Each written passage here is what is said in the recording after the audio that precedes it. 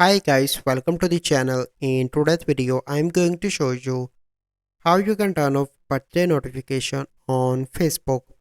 So first step you need to do is to open Facebook application. So once you open, click on your profile picture on the top right. From here you need to click on your name and click on three dots. And then you need to click on edit. Once you are here, scroll down, click on edit your about info. Then you need to scroll down and here you can see basic info. Click on edit and here is your date of birth. You simply need to select from public to only me. So change year as well and click on save, and after that you will not receive notifications. So this is the process. I hope you find this video helpful. If you find this video helpful, must like this video, subscribe to our YouTube channel for future videos. We'll see you in the next video. Thank you. Have a good day.